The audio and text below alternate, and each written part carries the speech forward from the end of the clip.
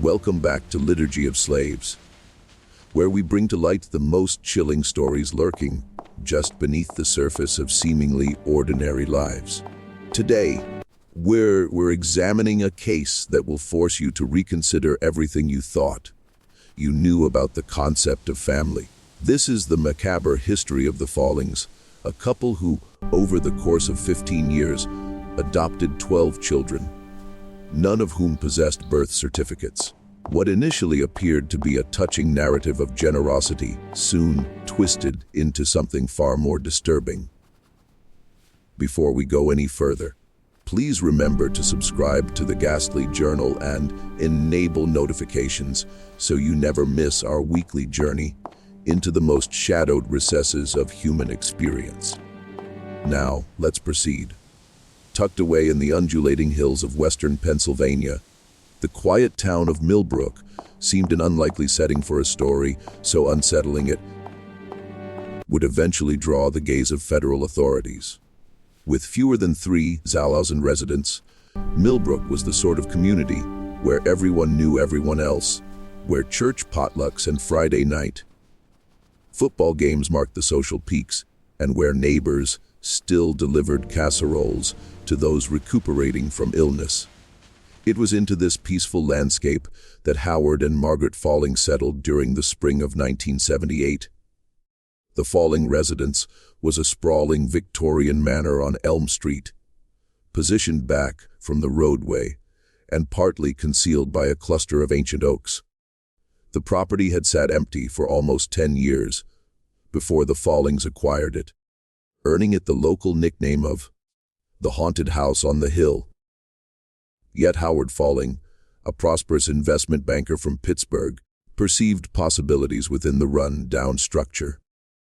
Alongside his wife Margaret, a former pediatric nurse, he invested a considerable sum in renovating the estate, converting it from a decaying eyesore into the pride of the neighborhood.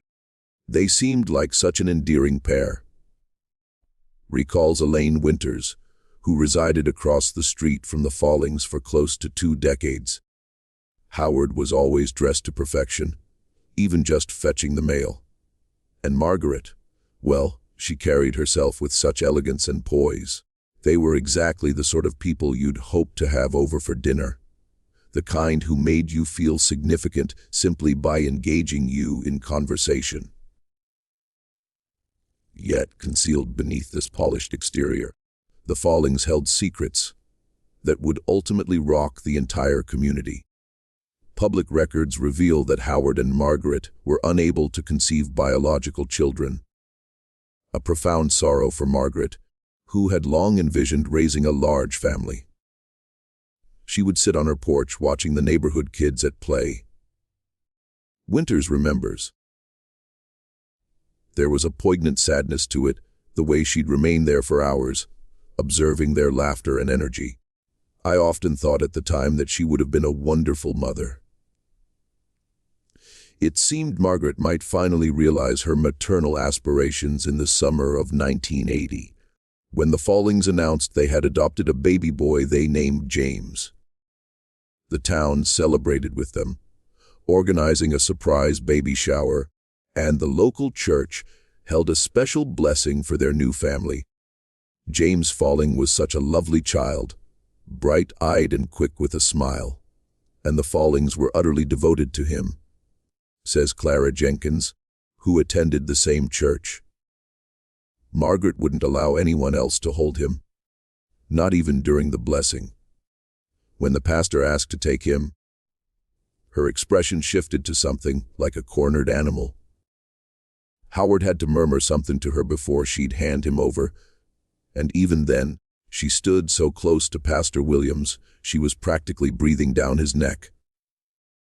Looking back, that intense possessiveness might have been the first warning sign, but at the time it was brushed aside as the understandable protectiveness of a new mother, particularly one who had yearned so long for a child. Within 2 years, the Follings added a second child, a girl named Elizabeth. Then came Thomas, Catherine, and William in rapid succession. By 1985, The couple had 5 adopted children, all under the age of 6. The pace at which they managed these adoptions was unusual, particularly given Pennsylvania's typically lengthy approval process at the time. But Howard Falling possessed both wealth and connections, and the couple maintained an unblemished reputation in the community. They were regarded as saviors, says Detective Richard Cooper, who would later spearhead the investigation into the Falling family. Here was this affluent couple taking in children who might otherwise have languished in the system. Who would raise questions? Who would want to? Still, peculiarities existed that, in retrospect, should have sparked concern. None of the Falling children attended public school.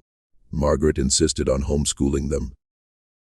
The children were seldom spotted in town, and when they were never permitted to wander far from their parents.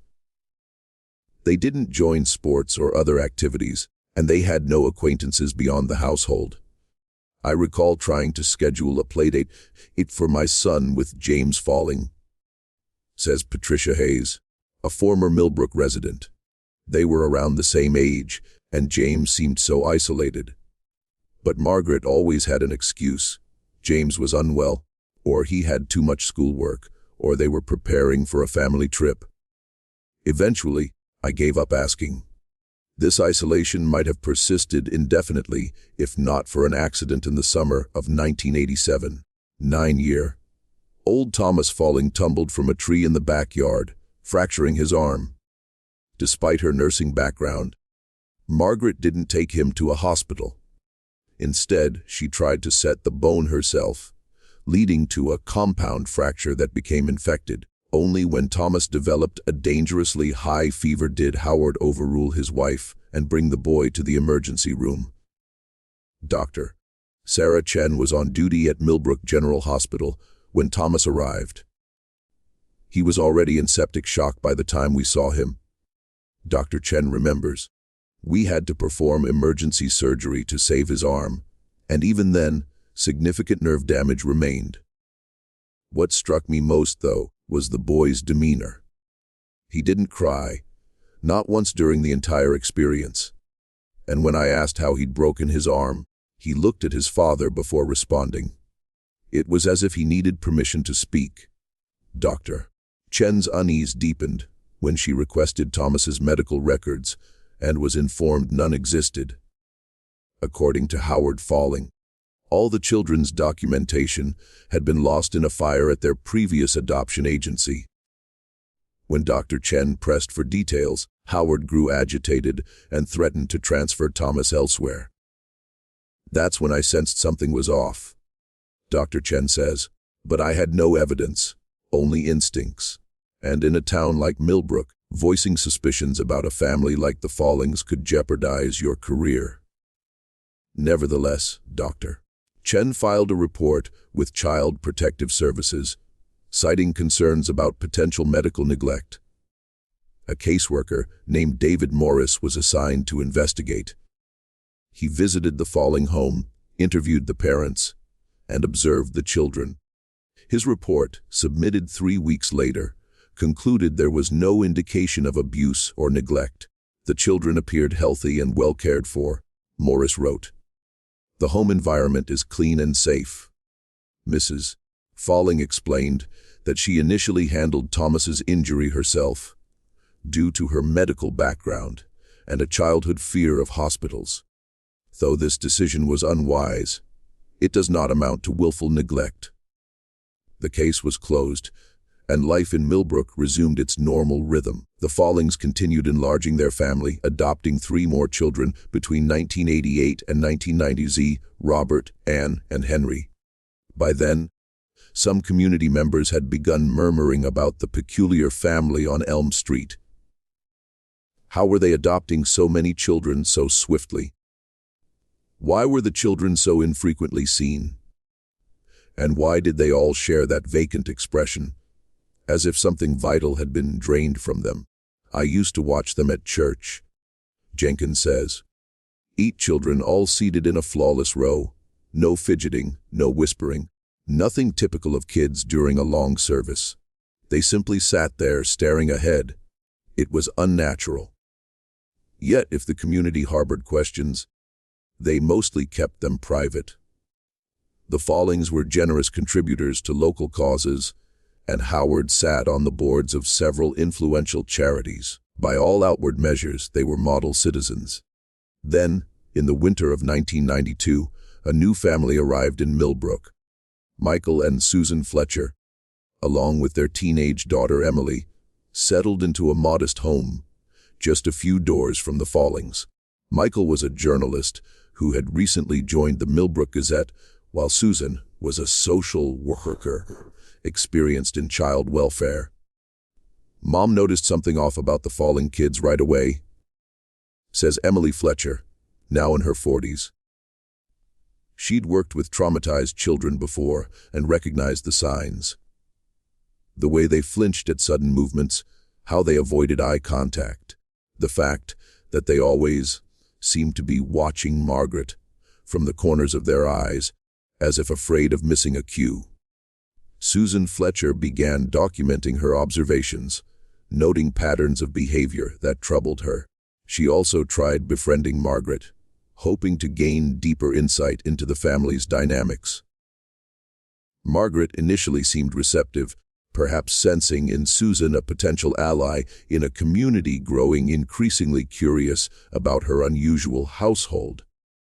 The two women started meeting for coffee, and occasionally Susan was invited into the Falling home. During one of those visits, Mom noticed something odd. Emily says, "She told me about a room on the 3rd floor. The door was always locked, but she could hear sounds coming from inside. Shuffling, sometimes crying. When she asked Margaret about it, Margaret said it was just storage and that the house made strange noises because it was old. But Mom didn't buy it." Susan's worries escalated in the spring of 1993 when she spotted an unfamiliar child peering from a 3rd floor window of the Falling house. The girl, with long dark hair, vanished the moment Susan looked up. When Susan mentioned this to Margaret, Margaret dismissed it, suggesting it must have been Elizabeth or Catherine. But Susan had met all the Falling children by then, and was certain this was someone new. Around the same time, Michael Fletcher was researching a series on adoption fraud for the Gazette.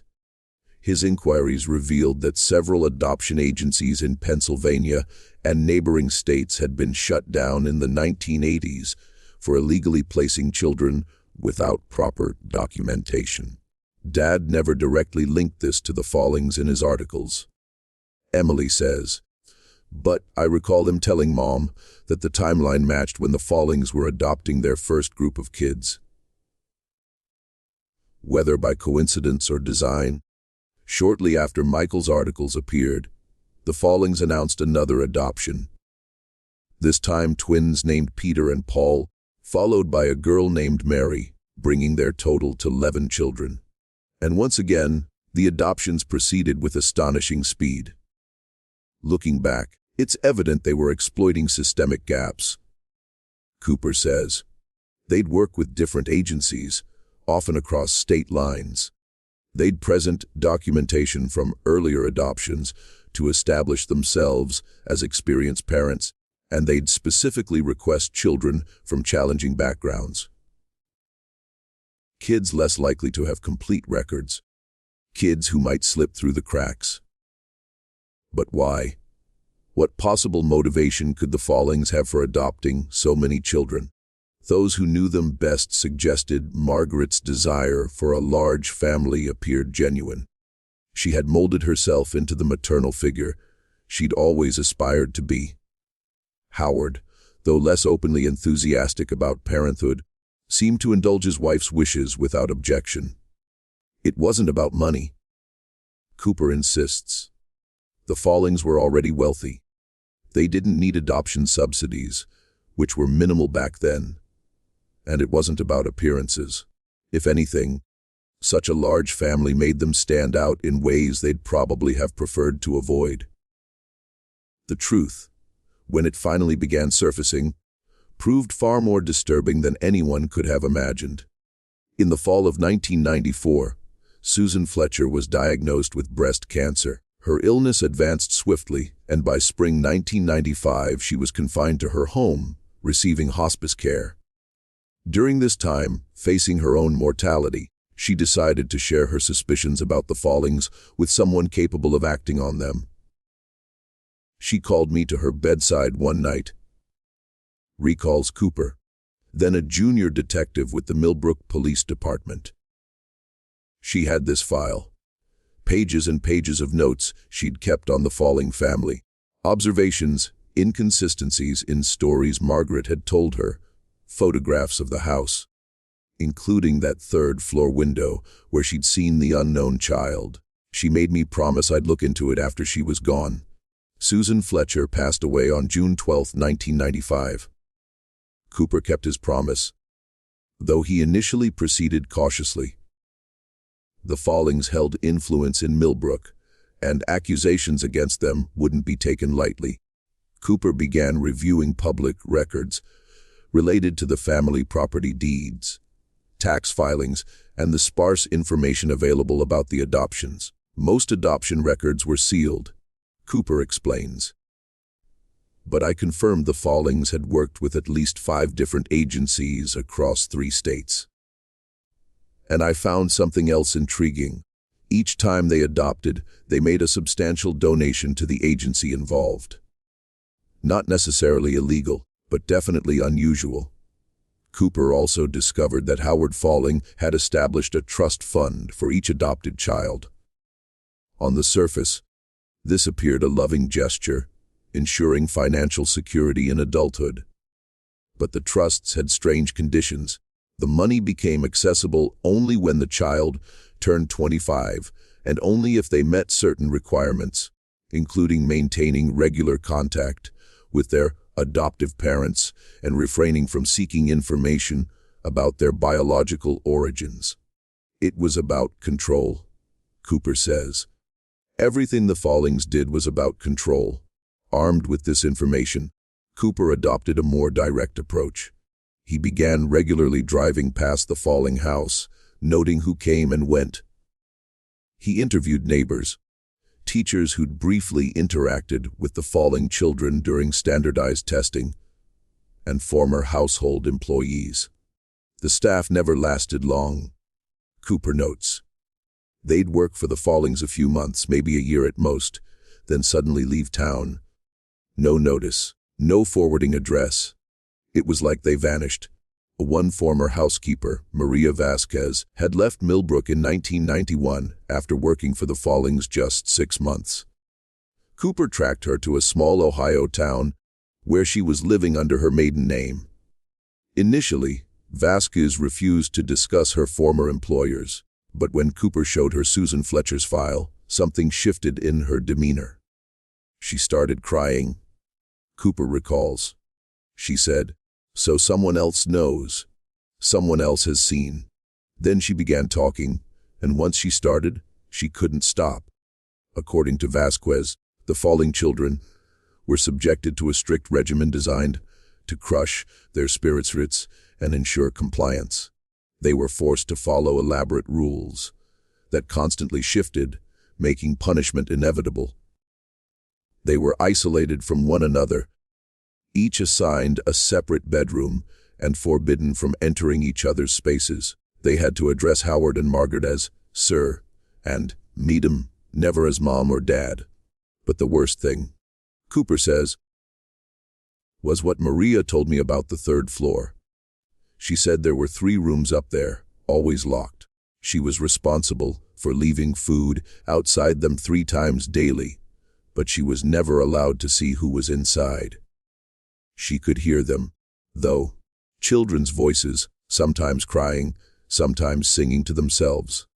When she asked Margaret, Margaret told her these were children with special needs who required isolation for their own safety.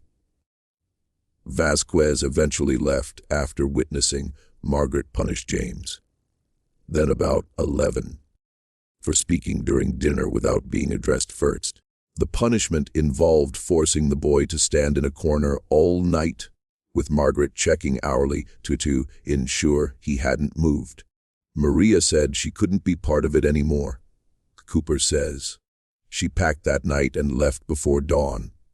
She was afraid, not just of losing her job, but of what the Follings might do if they knew she disapproved. With Vasquez's testimony and Susan Fletcher's notes, Cooper felt he had enough to justify a formal investigation. He presented his findings to his superior, Chief Raymond Wallace, expecting support. Instead, he was told to drop the matter. The chief said there wasn't enough evidence to investigate such a respected family. Cooper recalls, "He reminded me that Howard Falling was friends with the mayor, the district attorney, and half the town council. He suggested my friendship with the Fletchers was clouding my judgment." Frustrated but undeterred, Cooper continued his investigation unofficially, working on his own time and keeping notes at home rather than the station. He was particularly focused on identifying the children allegedly held on the third floor. Children not among the 11 officially adopted by the Follings. His breakthrough came from an unexpected source. Emily Fletcher, then 19 and studying journalism like her father, hadn't forgotten her mother's concerns. She'd been conducting her own research, focusing on missing children cases from regions where the Follings had adopted. "I found a pattern," Emily says. In at least 3 instances, when the Follings adopted a child from a particular area, another child went missing from the same area within a month. These were always vulnerable children: foster kids, children of migrant workers, kids from families dealing with addiction or poverty, kids who might not be missed right away, or whose disappearances might not attract much attention. Emily shared her findings with Cooper, who used his law enforcement access to dig deeper. He discovered that in each case Emily identified, the missing child had never been found, and the investigations had been cursory at best. It was like these kids didn't matter to the system. Cooper says bitterly, like they were disposable. Armed with this new information, Cooper decided to bypass Chief Wallace and take his case directly to the Pennsylvania State Police. He compiled a detailed report, including Vasquez's testimony, Susan Fletcher's notes, Emily's research, and his own findings. He sent it to a contact at the state level, a former colleague named Lisa Harper, who now worked with a task force on crimes against children. Harper took the report seriously. Within a week, she secured a warrant to search the Falling residence. But obtaining the warrant was only the first hurdle. Executing it would prove one of the most challenging operations of Cooper's career. We knew we had to move quickly and decisively. Cooper explains, if the Follings had any warning, they might destroy evidence or worse, harm the children. But we also knew they had connections. If word of the impending search reached them through official channels, the whole operation could be compromised. The Harper assembled a team of state troopers and agents from the newly formed Charmed Child Exploitation and Obscenity section of the Department of Justice. Cooper was included as a local liaison. The plan was to execute the warrant at dawn, when the household would likely be asleep and most vulnerable. On the morning of October 23, 1995, a convoy of unmarked vehicles approached the Falling estate. Officers moved swiftly, securing the perimeter before announcing their presence. Howard Falling, dressed in a silk bathrobe, answered the door. According to Cooper, he showed no surprise at the sight of law enforcement. He was expecting us, Cooper says. Somehow he knew we were coming. He invited us in as if we were guests arriving for a dinner party. He was completely calm, completely in control. Margaret Falling was another story. When she realized what was happening, she became hysterical, screaming they had no right to invade her home, that they were traumatizing her children. She had to be restrained when she physically attacked a female officer. The search of the house began methodically, with teams assigned to different areas. The 11 known falling children were found in their bedrooms, all awake despite the early hour, all dressed and sitting on the edges of their beds as if awaiting inspection. They didn't react to our presence, Harper would later report. Not with fear, not with curiosity, not with anything. It was as if they had been emptied out. Officers attempted to interview the children, but were met with scripted responses that revealed nothing. Even James, by then 17 and legally able to speak for himself, would only say, "Sir and Madam provide everything we need. We are happy here." The true horror was discovered on the 3rd floor. As Vasquez had testified, there were 3 locked rooms. When officers broke down the doors, they found 3 children, a girl of about 10 and 2 boys around 8.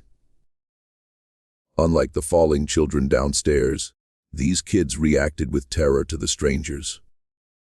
They cowered in corners, hiding their faces and whimpering.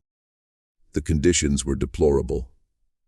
Cooper says, his voice tight with anger even decades later.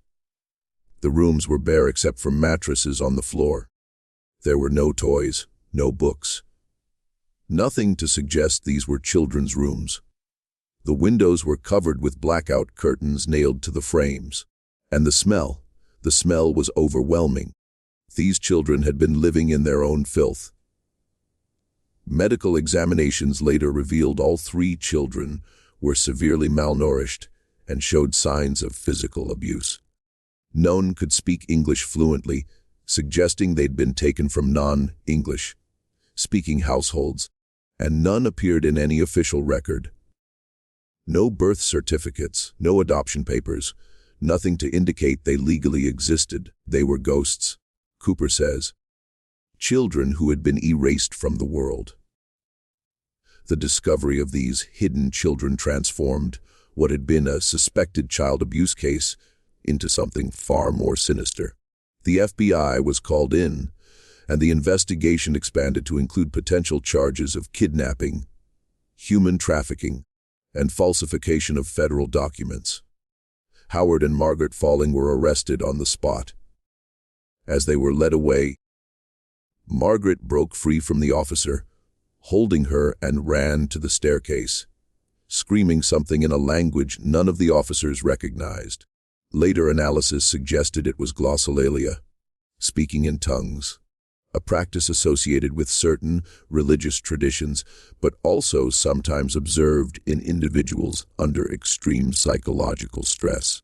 That was when I first began to wonder if there was a religious component, Cooper says. Up until then, I'd assumed it was about control, about Margaret's twisted desire for a large family. She could shape however she wanted. But that moment on the staircase hinted at something deeper, something ritualistic. As the investigation progressed, this suspicion would be confirmed in ways that shocked even seasoned law enforcement officials. With the Follings in custody, the focus shifted to understanding the full scope of their crimes and, more urgently, identifying and helping their victims.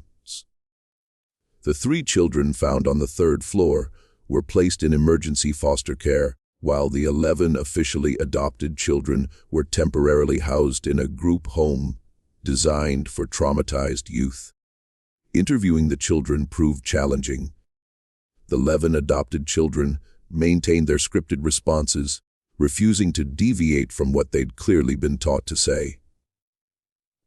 The 3 hidden children, meanwhile, were too traumatized to communicate effectively.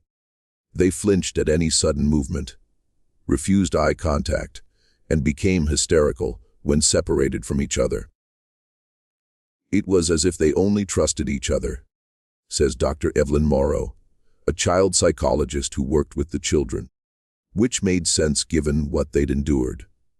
They'd been kept in isolation, their only human contact being with each other, and periodically with Margaret, who would visit them to administer what she called treatments. These treatments, as described by the children, once they began communicating through art therapy, involved Margaret forcing them to drink a bitter liquid that made them sleepy, after which she would recite what sounded like prayers or incantations over them. Sometimes she'd draw symbols on their bodies with a dark liquid that might have been ink or blood.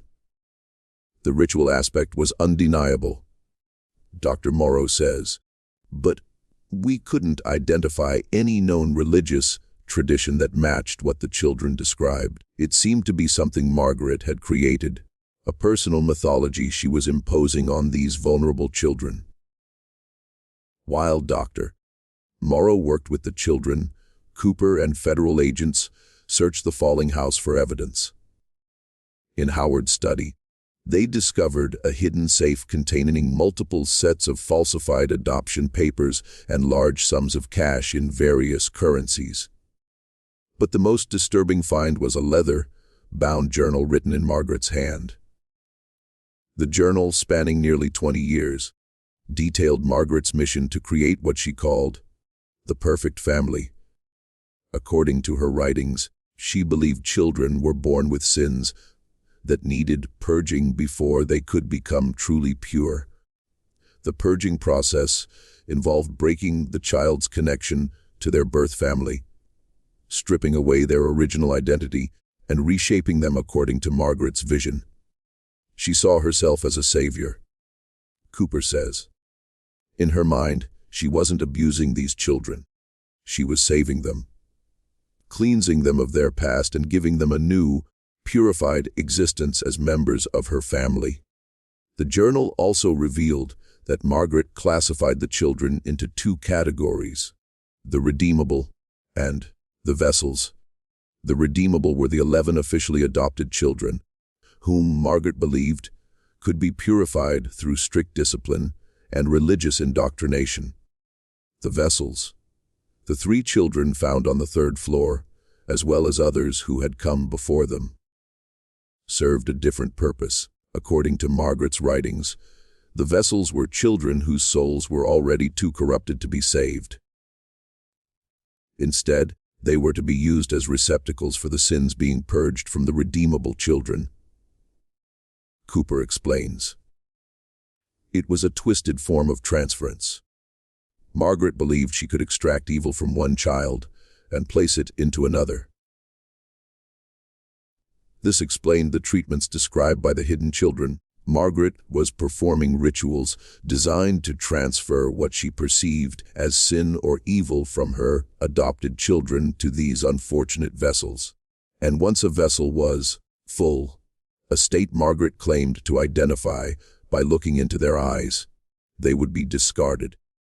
The journal did not explicitly state what happened to these discarded vessels, but it referenced a resting place on the Falling property where the filled ones sleep until Judgment Day. This led to the most gruesome phase of the investigation, the search of the Falling estate's grounds. In a wooded area at the far edge of the property, cadaver dogs alerted to a patch of earth that appeared undisturbed to the human eye. Excavation revealed the remains of 5 children buried in shallow graves marked only with small stones. The medical examiner estimated the oldest burial was about 14 years old, which would place it around 1981. Shortly after the Follings adopted James, Cooper says, the most recent was probably less than a year old. All of the children had died from similar causes, a combination of malnutrition, dehydration, and exposure. They had essentially been neglected to death. Forensic anthropologists worked to identify the remains, a process complicated by the lack of dental records or DNA samples for comparison.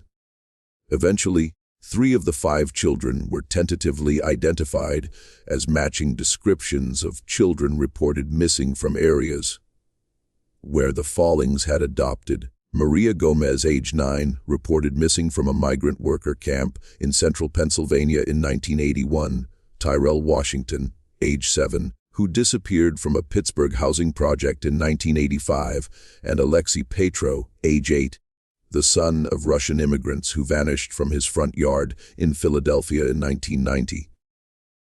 The other 2 children remained unidentified, referred to in official records only as Jane Doe number 1 and John Doe number 3.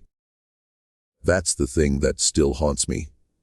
Cooper says, those two kids, someone must have loved them. Someone must have missed them. But they died without names and were buried without ceremony. It's as if they never existed at all.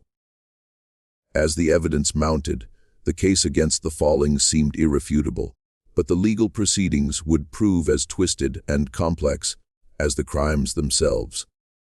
Howard Falling hired a team of high-powered defense attorneys who immediately began working to distance him from his wife's actions. They painted Howard as an unwitting participant, a man so consumed by his financial dealings, he was oblivious to what happened in his own home. They pointed out Howard was frequently away on business, sometimes for weeks, and that Margaret had been the primary caregiver for all the children. It was a transparent strategy, says Assistant U.S. Attorney Meredith Lane, who prosecuted the case. Howard wanted to save himself by sacrificing his wife. But the evidence didn't support his claim of ignorance. He'd signed all the fraudulent adoption papers. He'd established the trust funds with their controlling conditions. He'd built the locked rooms on the 3rd floor. He might not have performed the rituals, but he'd enabled them at every turn. Margaret, meanwhile, was deemed incompetent to stand trial after a psychological evaluation revealed severe delusional disorder with religious preoccupation. She was committed to a secure psychiatric facility, where she remained until her death in 2008. Howard denied the opportunity to shift all blame to his wife, changed tactics. His attorneys began negotiating a plea deal, offering Howard's cooperation in exchange for a reduced sentence. Specifically, they promised Howard could provide information about other children who had been vessels but whose remains hadn't been found on the property. It was a gut-wrenching decision. Lane admits, on one hand, we wanted Howard to face the harshest possible penalties for his crimes. On the other, the possibility of bringing closure to more families, of giving names to more lost children. That was hard to ignore. In the end, a deal was struck. Howard pleaded guilty to multiple counts of child endangerment, kidnapping, and falsification of federal documents. In exchange for his cooperation and testimony, he received a sentence of 25 years to life, with the possibility of parole after 20 years. Howard's information led investigators to 3 additional burial sites, each on properties the Follings had owned briefly before selling. A lake house in upstate New York, a hunting cabin in rural West Virginia, and a beach house on the Maryland shore. In total, the remains of 8 more children were recovered, bringing the total to 13 victims. 13 vessels for 12 redeemable children. Cooper notes. In Margaret's twisted logic, there had to be more vessels than redeemable children, because some vessels would become filled more quickly than others. It was all part of her sick arithmetic of salvation. Of these additional 8 victims, 5 were eventually identified: Lucia Diaz, age 9, Quame Johnson, age 7, Tranangayan, age 10, Sarah Blackfeather, age 8, and Dmitry Kowalski, age 6. All had been reported missing between 1983 and 1992, and all came from marginalized communities where law enforcement resources were stretched thin and missing children cases often went uninvestigated. The Follings were predators, Lane says. They deliberately targeted children who wouldn't be missed or whose disappearances wouldn't generate headlines. They exploited the same systemic failures they used to adopt their redeemable children without proper scrutiny. As for those 12 redeemable children, their fates were varied and in many cases tragic.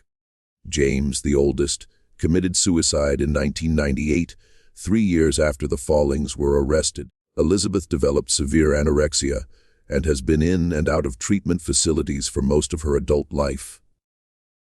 Thomas, whose broken arm had first brought attention to the family, disappeared after turning 18 and has never been found. Some of the younger children were eventually adopted by new families, while others remained in the foster care system until they aged out.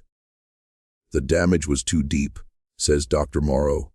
These children had been systematically brainwashed from a very young age. They'd been taught their worth was tied to their purity, and that purity could only be achieved through suffering. It's not something you can undo with a few years of therapy. The 3 children found on the 3rd floor, later identified as Sofia Herrera, age 10, Mateo Herrera, age 8, and Carlos Herrera, age 8, were eventually reunited with their family. They'd been taken from a rural area near San Diego, where their parents were migrant workers. The parents had reported their children missing, but local police suggested the family had simply moved on, as migrant families often did. It was a miracle they were found alive, Cooper says. If we'd waited even a few more months, well, based on Margaret's journal, Sophia was already being described as nearly filled. She would have been the next to be discarded. Howard Falling died in prison in 2011, having served 16 years of his sentence. He never expressed remorse for his actions, maintaining until the end that he had only been trying to help his wife realize her dream of a large family. His estate, valued at several $1 million, was divided among the surviving victims as part of a civil settlement. The Falling house on Elm Street was demolished in 1997, and the land was converted into a community garden dedicated to the memory of the children who died there. Each year on the anniversary of the Follings' arrest, the people of Millbrook gather in the garden for a vigil, lighting 13 lanterns for the 13 vessels and 12 candles for the 12 redeemable children whose lives were forever altered by Howard and Margaret Falling. It's not enough, Cooper says. Nothing could ever be enough to make up for what those children suffered. But it's something. It's a way of saying, we remember. We acknowledge what happened here. And we're sorry we didn't see it sooner. The case of the Follings has had lasting impacts on adoption laws and procedures in Pennsylvania and beyond. The Falling Act, passed by the Pennsylvania legislature in 1998, requires more rigorous background checks for adoptive parents, limits the number of children that can be adopted by a single family within a specific time frame, and mandates regular home visits by social workers for the first 5 years after an adoption. The system failed these children, Lane says. We all failed them. The neighbors who noticed something off but didn't speak up, the doctors who saw signs of abuse but didn't push harder for answers, the officials too impressed by Howard's wealth and status to ask hard questions. Even law enforcement. We should have taken Susan Fletcher's concerns more seriously from the beginning. But perhaps the most haunting aspect of the Falling case is the knowledge that there might be more victims who will never be found. Howard's cooperation was limited to the children buried on properties directly linked to the Follings. But given the family's extensive travels and Howard's business dealings across multiple states, it's possible, even likely, that there were other vessels whose remains are still undiscovered. I've made peace with the fact that we'll never know the full extent of the Follings' crimes, Cooper says. But I haven't made peace with the fact that there are parents out there who still don't know what happened to their children. That's why I keep going back to the case files, even in retirement. That's why I still follow up on every lead, no matter how unlikely. Because those children deserve to have their names. They deserve to have their stories told. And so, the macabre history of the Follings continues to unfold, even decades after their crimes were first discovered. It serves as a reminder of the darkness that can hide behind a facade of respectability, of the vulnerable children who slip through the cracks of our society, and of the terrible consequences when those entrusted with their care betray that sacred responsibility.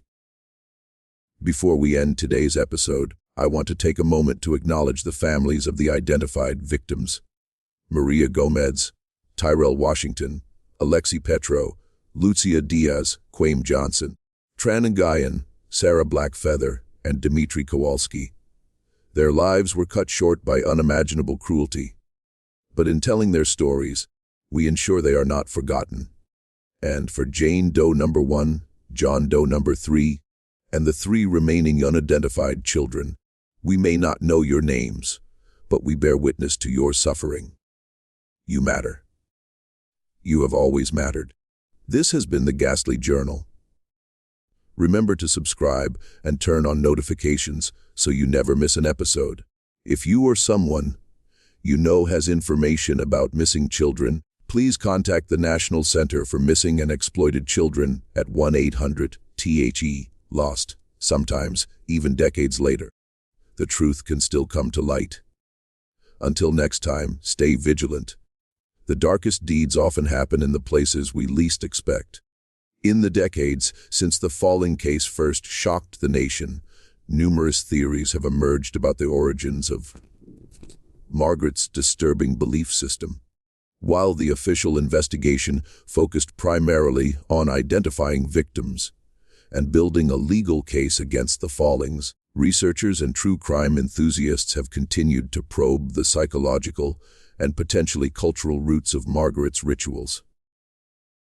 Dr. Eliza Montgomery, a professor of religious studies at the University of Pennsylvania, has spent years examining Margaret's journal and court testimonies.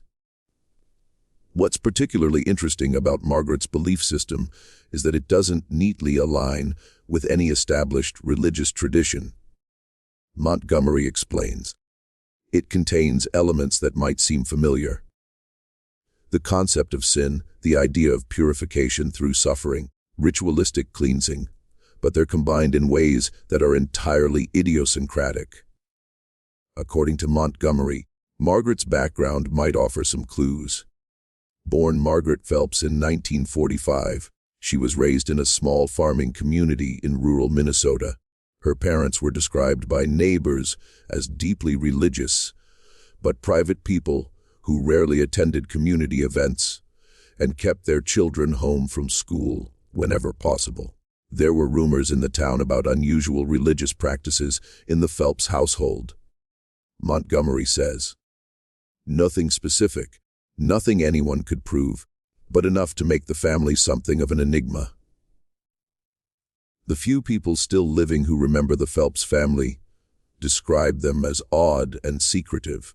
At 18, Margaret left home to attend nursing school in Minneapolis, a move that apparently caused a permanent rift with her family. According to school records, she never returned home for holidays, and none of her family attended her graduation. By all accounts, she was a dedicated student who specialized in pediatric care, drawn to working with children from the beginning of her career. There's a gap in our understanding of Margaret's life between her graduation from nursing school in 1965 and her marriage to Howard in 1976. Montgomery notes, we know she worked at several hospitals across the Midwest, never staying in one place for more than a year or two. And we know that she spent some time in Europe in the early 1970s, though the exact purpose of this trip remains unclear. It was during this European sojourn that Margaret might have encountered the obscure religious texts that later influenced her beliefs. Among her possessions, seized during the investigation, was a collection of manuscripts, some dating back to the 17th century, that dealt with various esoteric traditions. These included works on alchemy, Gnosticism, and certain mystical practices involving the concept of spiritual transference. The idea that qualities like sin or virtue could be moved from one vessel to another.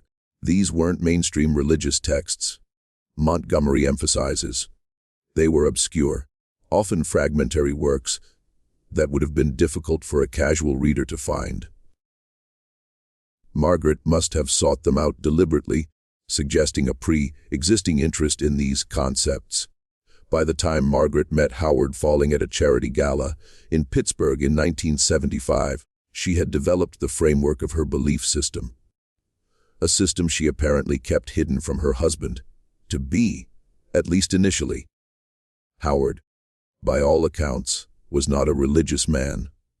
His interest was in accumulating wealth and social status, goals he pursued with single-minded determination. It's an open question whether Howard ever fully understood or shared Margaret's beliefs, says Cooper. In his testimony, he claimed he thought her interest in adoption stemmed from a genuine desire to help underprivileged children, combined with her inability to have biological children. He said he only became aware of the religious aspect gradually, and by then he was too deeply involved to extricate himself. But Cooper remained skeptical of this claim. Howard was an intelligent, observant man. The idea that he could live in that house for 15 years and not know what was happening, it stretches credulity to the breaking point. Dr. Montgomery offers another perspective. I think Howard might have seen Margaret's beliefs as a form of eccentricity, something to be humored rather than challenged.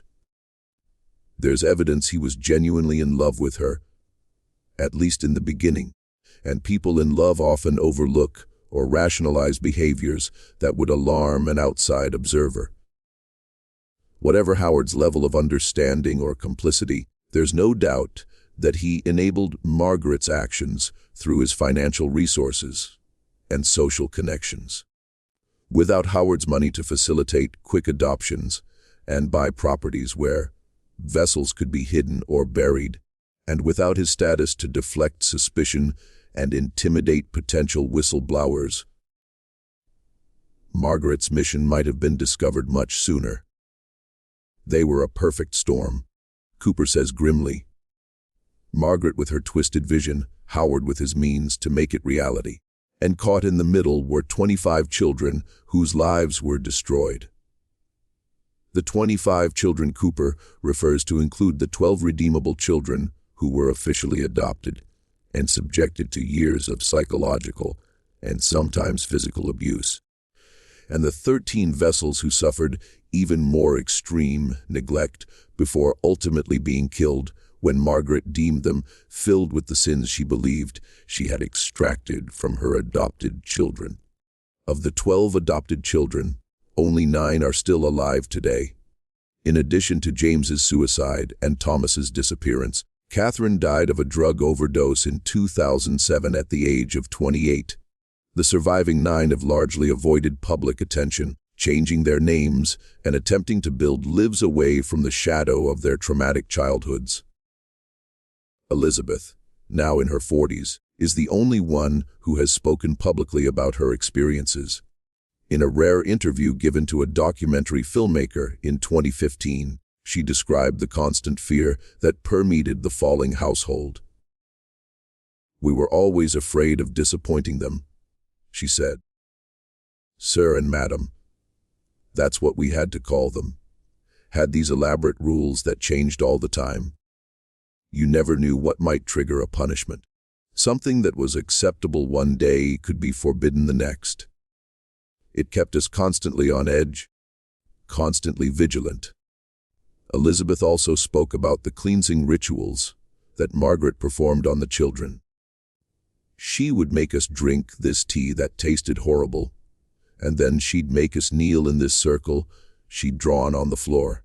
She'd recite these long passages in a language none of us understood, and she'd touch our foreheads with this cold, wet finger. Sometimes she'd make cuts on our arms, small ones, nothing that would leave obvious scars, and collect the blood in a little silver cup." According to Elizabeth, the children were told that these rituals were necessary to remove the badness they had brought with them from their previous lives. "Madam said we were born with sin inside us, like a disease. Elizabeth recalled. She said our birth parents had infected us, and only she could cure us.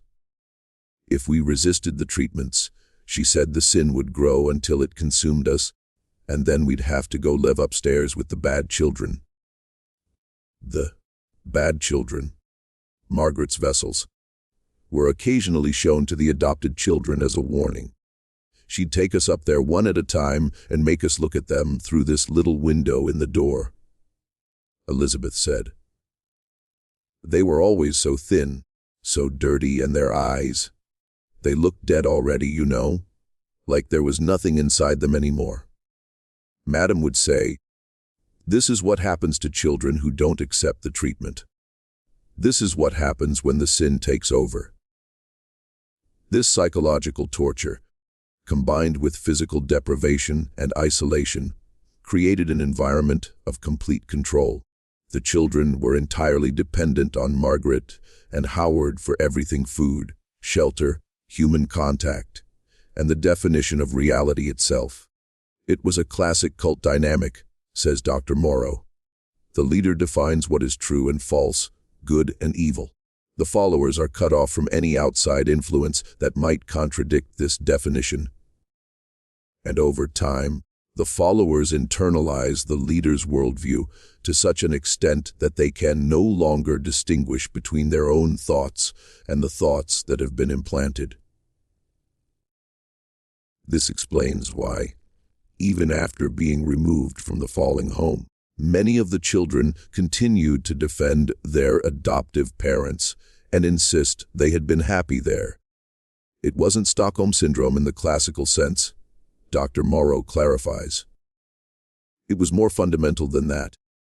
These children had never known any other reality. They had no framework for understanding that what had happened to them was abuse. The process of healing for these children was slow and painful. Some, like James, never managed to overcome the trauma. Others, like Elizabeth, have spent their lives in a cycle of progress and relapse, forever struggling with the psychological wounds inflicted during their formative years. The tragedy of the Falling case isn't just the 13 children who died, Dr. Morrow says.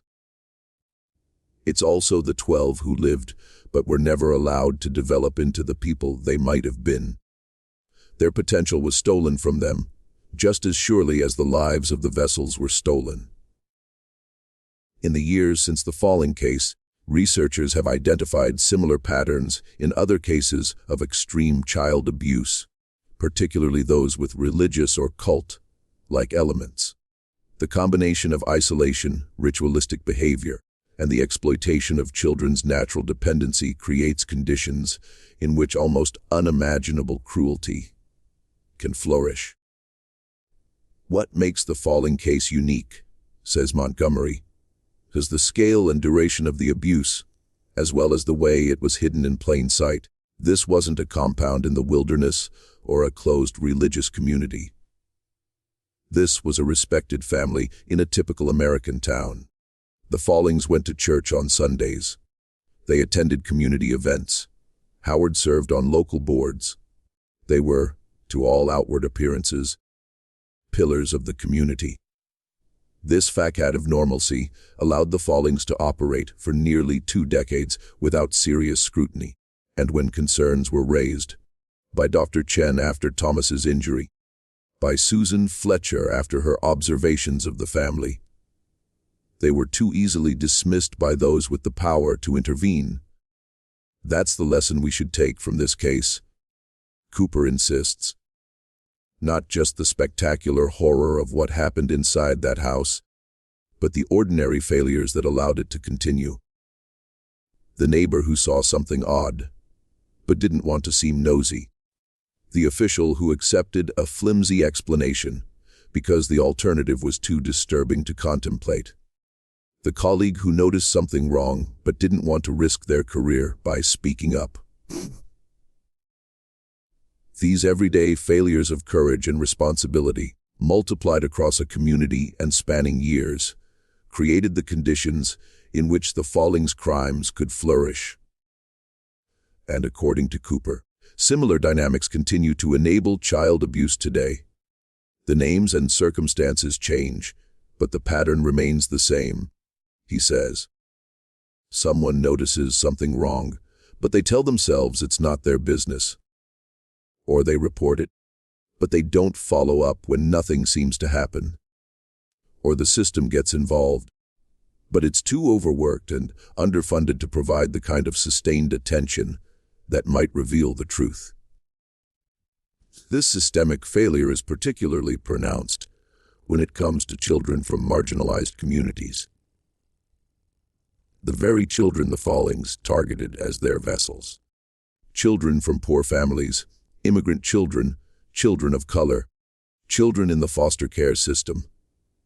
All are statistically more likely to be victims of abuse and less likely to receive thorough protection from that abuse. The Falling case isn't ancient history, Cooper says. It's a warning about what can happen when we fail to protect our most vulnerable children, and it's a reminder that sometimes the monster isn't hiding under the bed or in the closet. Sometimes the monster is the respected neighbor down the street, the one everyone thinks is such a pillar of the community. As for Margaret Falling, she spent the last 13 years of her life in a secure psychiatric facility, never legally tried for her crimes due to her ongoing mental incompetence. According to staff reports, she continued to perform her rituals in private, using whatever materials she could find or fashion. She maintained until her death that she had been doing God's work, saving children's souls through a sacred process of transference. In one of her final journal entries, written just months before her death from breast cancer in 2008, Margaret wrote, "They think they've stopped the mission, but they don't understand. The work continues on another plane. The vessels are filled, the redeemable are cleansed, and when judgment comes, all will see that I was right. All will know that I was chosen for this holy purpose." Howard, meanwhile, spent his years in prison writing a memoir titled Blind Trust, in which he portrayed himself as a victim of Margaret's manipulation. The manuscript was never published, as the courts ruled that Howard could not profit from his crimes. But copies have circulated among researchers and true crime enthusiasts, providing insight into the mind of a man who enabled unspeakable cruelty while maintaining his own innocence. "I love my wife," Howard wrote in the manuscript's conclusion. "I believed in her goodness, her kindness, her desire to help children in need. By the time I realized the depth of her delusion, I was trapped. By my love for her, by my fear of losing everything we had built together, and by my own complicity in what had already occurred. I am not blameless, but I am not the monster they have made me out to be. I am simply a man who loved unwisely and too well." Cooper, who has read the manuscript, dismisses Howard's self-portrayal. "It's self-serving nonsense," he says. Howard wasn't some love-struck victim. He was an active participant in the abuse and exploitation of 25 children. He may not have shared Margaret's religious fervor, but he was willing to benefit from it. From the adoration of a community that saw them as saviors, from the control they exerted over their victims, from the sick dynamic they created together. Regardless of Howard's motivations or level of belief, the consequences of his actions and his failures to act were the same. Children suffered and died, lives were destroyed, and a community was left to grapple with the knowledge that such darkness had existed in their midst, unrecognized and unchallenged for far too long. Today, the Falling case is studied by law enforcement officers, social workers, psychologists, and religious scholars. It serves as a case study in how abuse can be hidden behind wealth and status, how destructive belief systems can develop and flourish in isolation, and how the most vulnerable members of society, children, can fall through the cracks of the systems designed to protect them. If there's any silver lining to this terrible story, Cooper says, hoots that it has made us more vigilant. It has changed laws and procedures. It has made us more willing to ask difficult questions and to follow up when the answers don't seem quite right. It has reminded us that we all have a responsibility to protect children, not just the ones in our own families, but all children. And perhaps that is the legacy of the Falling case, not just a tale of horror and depravity, but a call to action. A reminder that the darkest deeds often happen in the places we least expect, and that our willingness to see, to speak, and to act can make the difference between life and death for those who cannot protect themselves. In the community garden that now stands where the Falling house once loomed, 25 trees have been planted, 12 of oaks for the redeemable children, 13 willows for the vessels. Each year they grow taller and stronger, their branches reaching toward the sky in silent testimony to the resilience of the human spirit and the enduring hope that from even the darkest soil, new life can emerge. And so we end our exploration of the macabre history of the Follings. A story of horror, yes, but also a story of courage, the courage of Susan Fletcher, who first raised the alarm, the courage of Maria Vasquez, who fled the house of horrors, but didn't forget what she had seen, the courage of Detective Richard Cooper, who persisted in his investigation despite official resistance, and most of all, the courage of the children who survived, Elizabeth, and the others who continue to live their lives day by day, carrying burdens no child should ever have to bear. May we honor their courage with our vigilance. May we ensure that such horrors never again hide in plain sight behind respectability and wealth and the reluctance to ask uncomfortable questions. And may we never forget the names of those who didn't survive: Maria, Tyrell, Alexi, Lucia, Quaim, Tran, Sarah, Dimitri, and the 5 children whose names we may never know, but whose lives mattered just the same. This has been Liturgy of Slaves. Until next time, remember, the most important stories are often the ones that are hardest to tell. Thank you for listening.